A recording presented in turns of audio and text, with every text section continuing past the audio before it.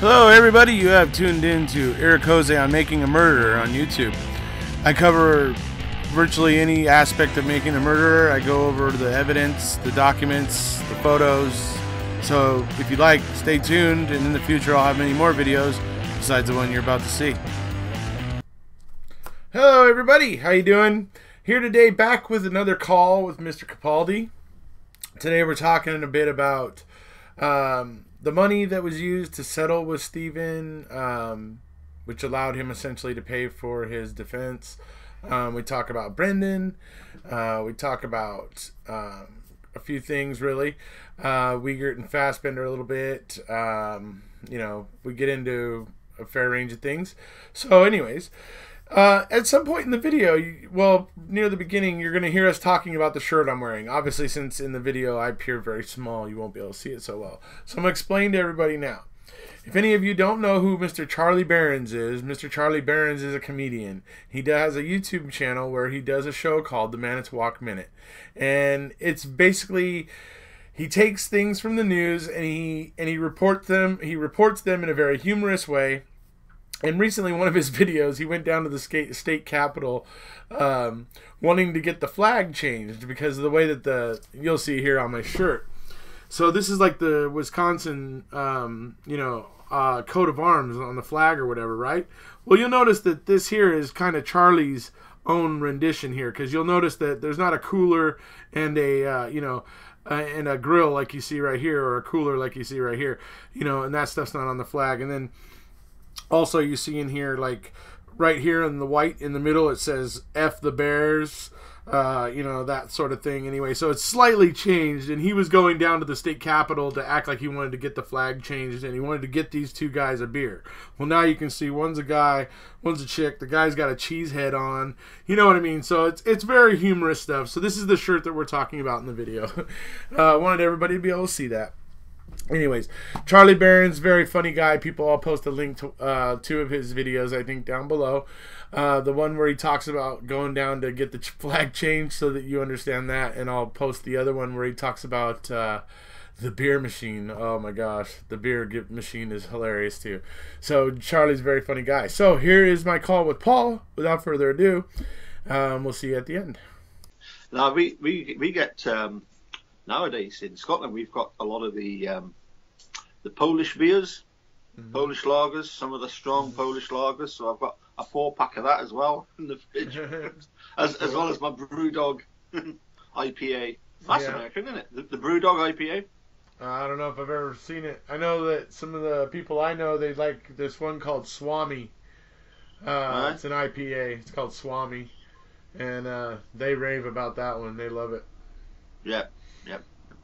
So good stuff. Well, it's beer, right? Yeah, exactly. Anyways, that brings us to today. So you've got a new T-shirt. So Charlie Behrens, of course, everybody. Yes. Paul talks about Charlie Behrens. This is the shirt he designed. Some of you may slightly recognize it, kind of, as the coat of arms for the Wisconsin flag. Well, Charlie had some ideas on changing it. He wanted to get those two guys on there. He wanted to get them guys a beer. You know how it is in Wisconsin, folks. I mean, what is it? 18 of the top 20 drunkest states are in Wisconsin. I mean, so Charlie got those guys a beer, and it says F the Bears in the middle now. And then up at the top, of course, on the banner, keep her moving. Keep her moving. Keep her moving. Hey there, guy. Anybody who doesn't know who Charlie Behrens is, I'll post a link to a video below. You remember I had a guilter that once thought that he was because it was the Manitowoc Minute, he thought that was something to do with making a murderer. No, he's just a comedian from Manitowoc. He's a bloody good comedian. He's funny, yeah, he is bloody. He's funny as hell.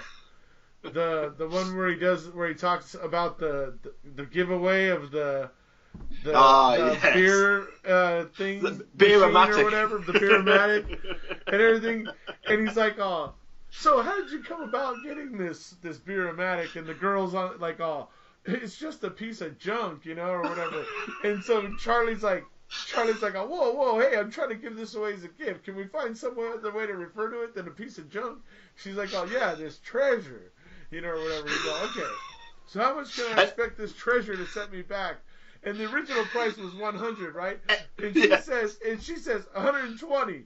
And he's like, oh, $120 for that piece of junk?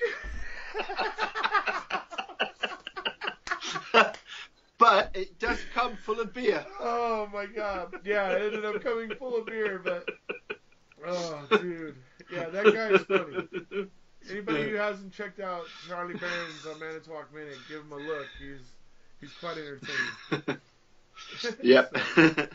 And as I said, I'll post a link to one of his videos below. So, what did you want to talk about tonight, Paul? I know what I want to talk about, but I want to know what you wanted to talk about first. To cut to the chase, as it were, Steve Avery took the offer of $400,000 for being wrongfully convicted. Mm-hmm. However, that $400,000, did it come from the state? Did it come from insurances? To me, it seemed, when I first watched Making a Murderer, it confused me because he settled for $400,000, which is like $50,000 less than what the state were offering. They were offering, or they were going to offer $450,000, and all of the complexities about that situation, because as I'm sure you're aware, it had huge implications as to whether he got paid by the state, whether he got insurances, or were they one of the same. And to quote a friend of ours, was it washed, or as we would say in the UK, was it laundered money? Right. Well, I had a conversation with the person about that money, but it was a while back, so I'm a bit vague on the details. But if I recall, the money that was intended to pay Stephen for the Avery bill ended up being just kind of held there in the Avery Commission or whatever, and then eventually when they settled with Stephen, that money was used to pay his lawsuit. I think that's what it was, but I could be wrong. Absolutely. It was a while back when I had the conversation. Well, isn't it strange that from 36 million it comes down to 400,000, and yet they were offering, they were going to set up so that Steve was going to get 450,000. Yeah. And apparently what happened was that 450,000 got given to Dennis Vogel's insurance company. They took 50,000 commission, and then they paid the rest out. And now, isn't it interesting that it should be Dennis Vogel's insurance company that should pay up? Right. Because of course that civil suit, it leaves it leaves us concerned, because we feel like that was never concluded. The wrongful conviction happened. That was all done and dusted. Yeah. That 450,000 should have gone to Steve, and as we hear in Making a Murderer, he should have then been able to pursue the state properly for the 36 million, or at least somewhere close to that. But the whole thing with Teresa, though, came along at just this most crucial moment to trip everything up, though, didn't it? I mean, it's amazing. The most crucial moment, just before Peterson and Kosaric were going to be getting in, and I believe Vogel himself were going to be getting deposed. I mean, it's just before all the big dogs were going to be called out on the carpet, essentially. And just suddenly this all happens, and suddenly Stephen doesn't even have that money to reimburse him for his wrongful conviction to help him pursue his civil case. It's like everything got into limbo because of the pending charges. It almost seems like it's a strange situation, and I'm sure there's somebody out there that's going to know a lot more, and I'm sure right now they're going to be like sitting there screaming at us.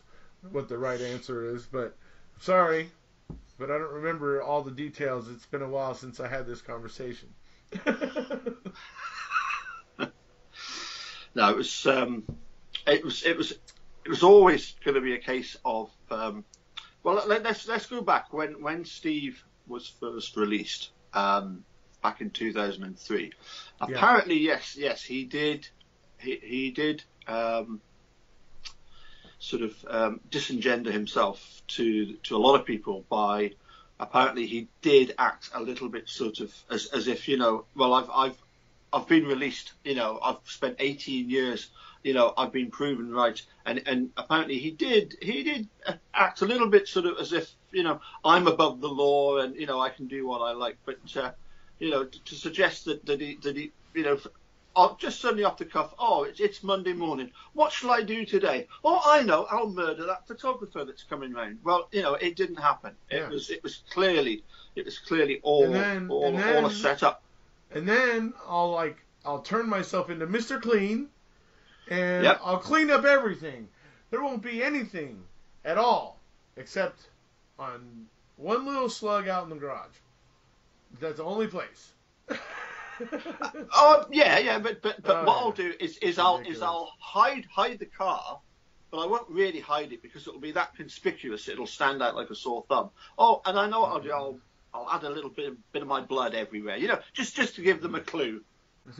Yeah. Because Calumet and Manitowoc Sheriff's Departments, you know, they're not the sharpest tools in the shed, are they? Oh, absolutely not.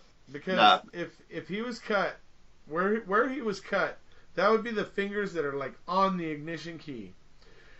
If there was going to be blood, the blood was going to be right around the ignition keyhole, essentially. That's where the blood would have been, not 3.5 inches away over on a panel.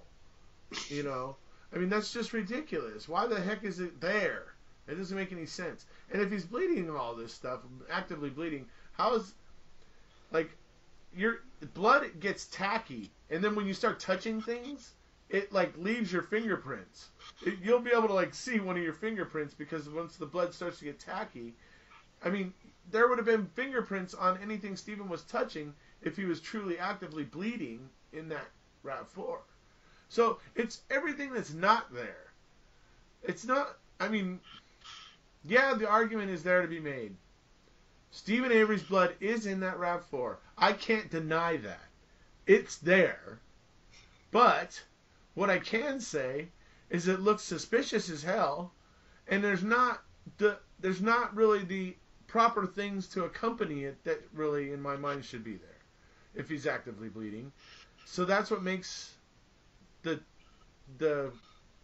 whatever it is, 5 or 6 or 7 drops and 2 smears, you know, that are in the RAV4.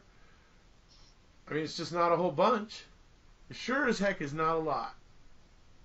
And I mean, you would have to think his blood would have been pumping if he was doing all of this raping and killing and carrying a body and doing this and that, and lifting it into cars and out of cars and putting it on hand trucks and or little dollies that you use to roll underneath a car, putting it on those and running that across the grass and gravel over to the fire pit. His blood's going to be pumping. His heart rate's going to be up. The blood would be even more significant. And the fact that there's just this tiny, tiny, tiny little amount is just strange. And then you look at the fact that people talk about, oh, he hid the RAV4. He did no such thing. It was double parked on a ridge, and it was clearly and obviously double parked on the ridge that it was on, making it look conspicuous as hell, with all this shit leaning up against it. Sorry, pardon the bad word, but with all this stuff leaning up against it, making it look extremely conspicuous so that it screams out to anybody that walks in there, hey, which one looks different? Oh, that one looks different because it's the only one that's, well, double parked on that ridge and has all that stuff leaning against it. I mean, that's the way people's minds work. We look at what's different. We notice what's different. It's just, unfortunately, the way that the human being is hardwired. And the other thing is, if Stephen Brendan really did use bleach to clean a whole load of blood from the garage floor, why not go into the RAV4 and clean that? Yeah. If they've done such a good job of cleaning the bedroom and the bedroom, yeah, and the trailer. I mean, they've done miraculous things that even some crime scene investigators say can't be done. So they've pulled off these couple of miracles already. I mean, why is the RAV4 not another testimony to Stephen's, ability to clean? I mean, man, the guy's amazing. He missed his calling. He shouldn't be a junkyard guy. He should be working for Marcellus Wallace in Pulp Fiction. Oh, yes. Yes. Mr. Wolf. It's 30 minutes away. I'll be there in 10. Yeah. 9 minutes and 57 seconds later. But anyways, yeah, so seriously, I mean, that's what we're looking at here. I know people try to say, oh, yeah, but the evidence, the blood. Nobody wants to talk about the key anymore. Nobody wants to talk about the bones anymore. Nobody wants to talk about any of those things. The one thing that they can talk about is that blood, because it's blood, it's there, and until it can be accounted for how it got there, everybody's going to assume it came from Stephen. Well, not everybody, but the fact is the judgment went against Stephen. It's in the books now, and so it takes significant weight to turn that tide, as it were. Yeah. So yeah. I'll get on to another question in a minute, but you had something there, Mr. Eric Ozzy. Well, I just want to talk about Brendan a bit. So everybody knows that this week here of basically today is the Monday the 19th, and this week through hopefully the next 2 weeks or so, here on March 19th through maybe up to around the beginning of April, is when all the amicus briefs are supposed to be coming into the Supreme Court that are going to be starting to get filed. So it's supposed to be this week. It's going to be pretty exciting in my mind. I can't wait to read some of them. I can't wait to see what some of the organizations out there that have been doing the research on juveniles and juvenile confessions and juvenile convictions and juvenile confessions and all that kind of stuff, and all those people who have been out there doing the work and collecting the data, and I'm going to be really, really interested to see what all those people have to say, because they're the ones out there in the trenches, and what they have to say is really going to carry more weight with me, because I guess I'm just blue collar that way. I respect the people that are right there in the trenches and know what the hell's going on. Yeah, it's. I mean, it's taken a long time, and there was a nice, if you like. I saw Barb had posted the original letter that Brendan read out at the end of episode 10, and I noticed Tracy Keogh had done a response from People of the World. Did you see that one? Yes. Yeah, very nice, very nice. I kind of did a post with Brendan's letter on my own wall or my own news feed, and several people, Tracy being one, shared it. I also posted it on my Twitter, and then Tracy and a bunch of other people also retweeted it and did a lot of stuff there. So yeah, definitely wanting to make noise for Brendan. Want to get things. We want media and the social media and things. We want there to be a chatter. We want there to be kind of a buzz or a chatter about Brendan right now, as these Supreme Court justices are going to be considering to whether or not to take his case and look at it and see if there's anything there. I think there's plenty there. I think that this case proves that there is considerable contention among judges as to what to do here, because it has split the 8 federal judges that have heard this case. It has split them 4-4. It just so happens William Duffin was alone in the whatever it is, the federal district court. So he was there. He was there alone. So he wasn't at the on-bank review. Had he been at the on-bank review, it would have been 4-4, and it would have went in favor of Brendan. That's how. That's you know. That's why Stephen Drizzen recently was talking about. He was very sad to hear about Judge Petrella. One of the judges. There was a judge that retired right before the on-bank.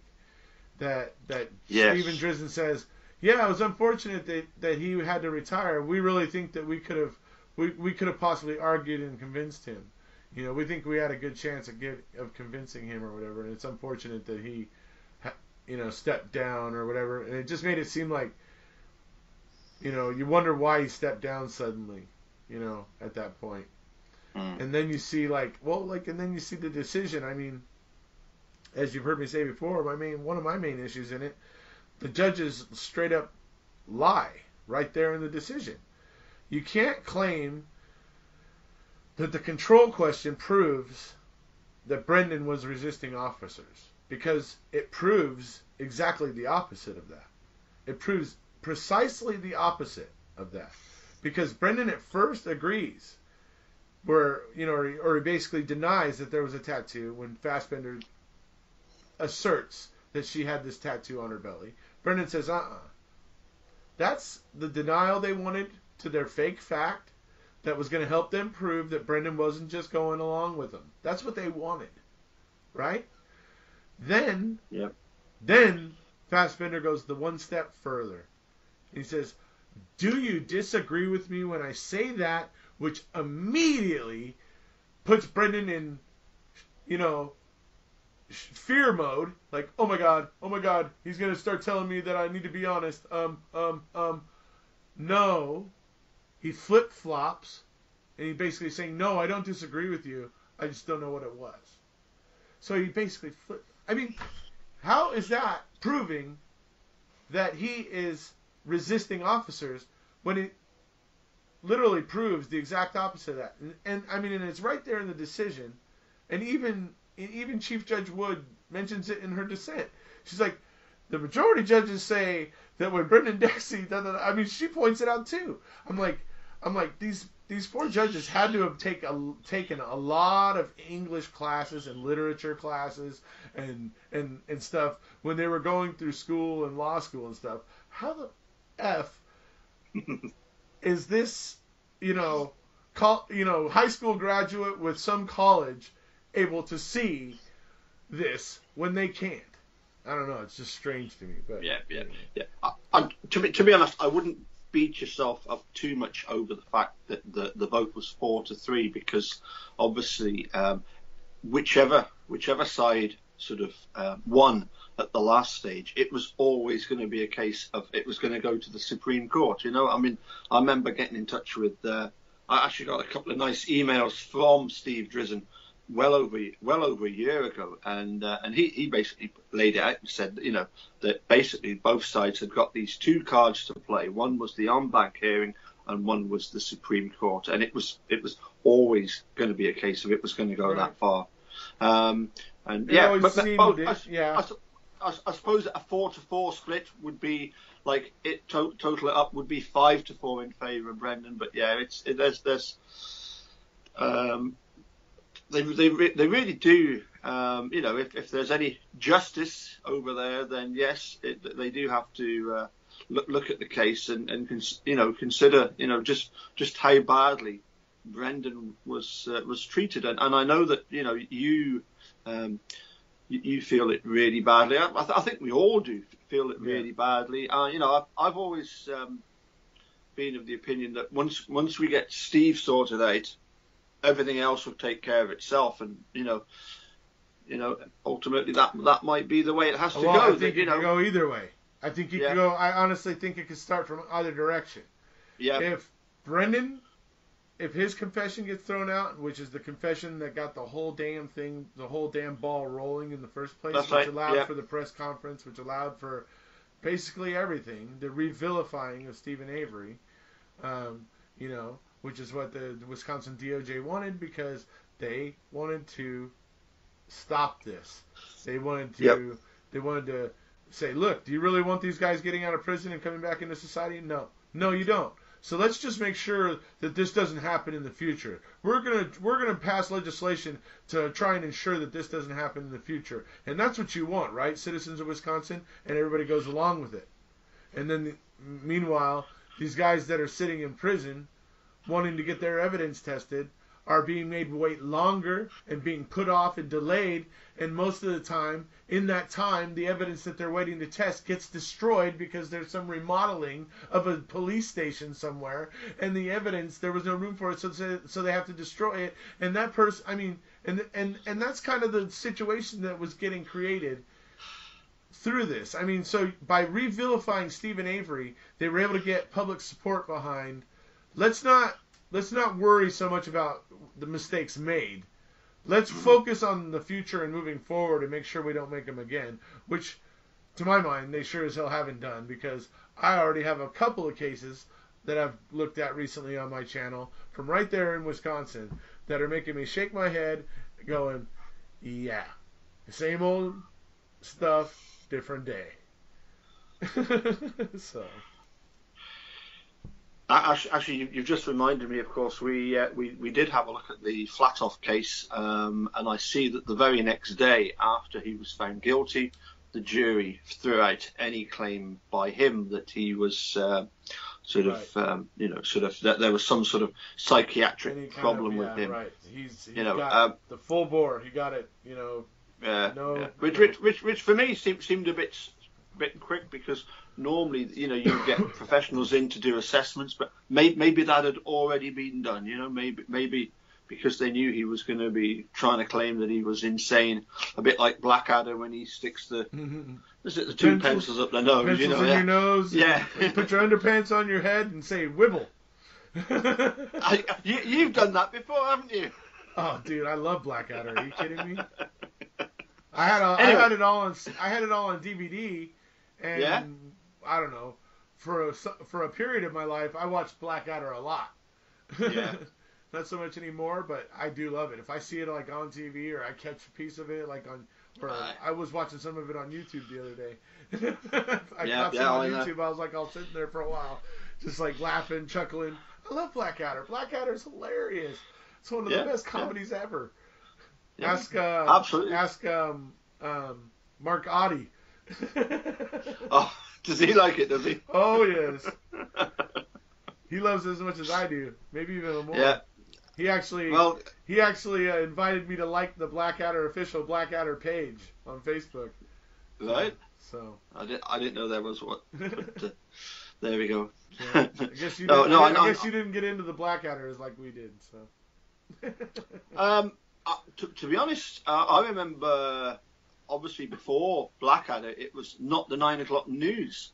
Right. Did you ever watch that? Is that Rowan too? Yeah. Okay. No, I didn't. Nah. I've watched pretty much all of Mr. Bean, whatever there is of Mr. Bean I've seen. And then all of Blackadder. That was with Mel Smith and Reese Jones, and I'm going to say it was Billy Connolly's wife, but she didn't go under the name of Mrs. Connolly, but it was like, and she was from the other side of the Atlantic as well, but not the 9 o'clock news was the thing that really launched Rowan Atkinson, and that it wasn't as if they had any sort of Blackadder characters in the not the 9 o'clock news. Some of the stuff he's done going back to way back then was really good. I remember when he got up in the audience with his like Columbo Mac, and he would complain about the French, and I remember my mum absolutely loving this tirade about them, and my mum was taking it seriously, and that's right, that's absolutely spot on, and, and I remember thinking that's what he was like in Blackadder too. He was constantly picking on the French. That's why. That's why when I was poking you about William II in the videos, and you kept bringing up Blackadder. That was Blackadder inspired, essentially. Yeah. I was poking at you in that way because I was like, I imagined I was trying to poke fun at Blackadder himself because I knew if I knew how agitated he might get. But so plus it was just funny to be able to say you guys took the big French Willie up your backside. But anyway.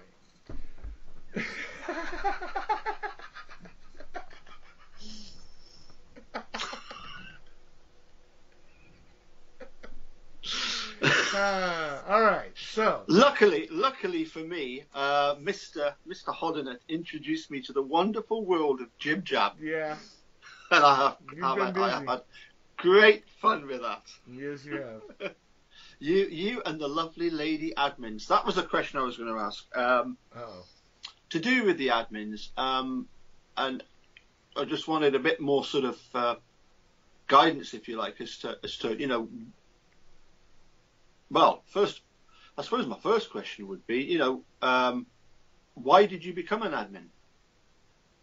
Why did I become an admin? Yeah, and join all those lovely ladies. They asked me to, and yeah. You know, I was already admin of a couple other smaller groups that weren't really, you know, but I mean, they're still great groups. I love them. I still post in them, and I still am active in them. But the family group had, you know, 20, 30,000 people. There's a lot of discussion in there, and I don't know.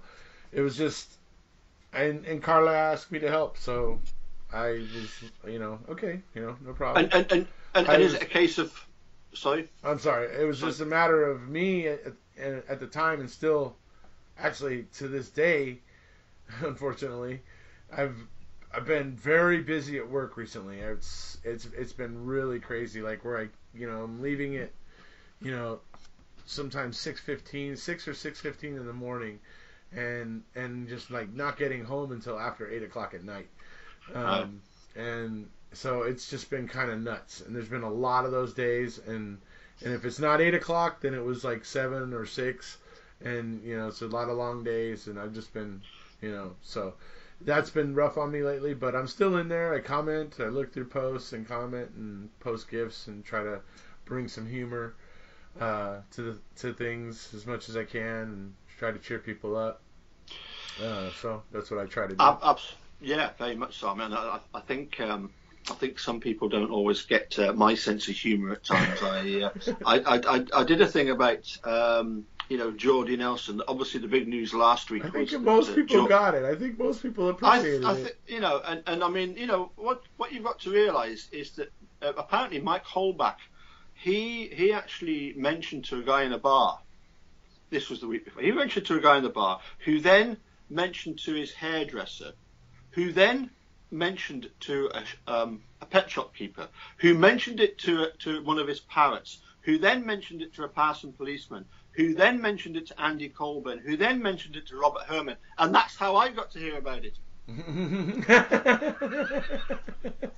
You know, I mean, it was God's honest truth. He really did say a week before Geordie was going that, you know, and I had one guy that kept on at me about the fact that oh, that's a cheap shot, you know, that's a low shot at the Holbachs. Well, I'm sorry, Mike Holbach, but you know, you deserve whatever criticism you get because you are covering up big time for whatever happened there. Now, we don't know if your buddy Ryan was involved with the death of Teresa. We don't know that. You know, it's a highly suspicious. But then so too are other people, obviously. And but I mean, you know, that whole grieving process before she's already, you know, before she's still a missing person. Yeah. So that wraps up part 1 of my call with Paul Capaldi today. If you haven't already, please hit subscribe. And as Charlie says, you know, keep her moving.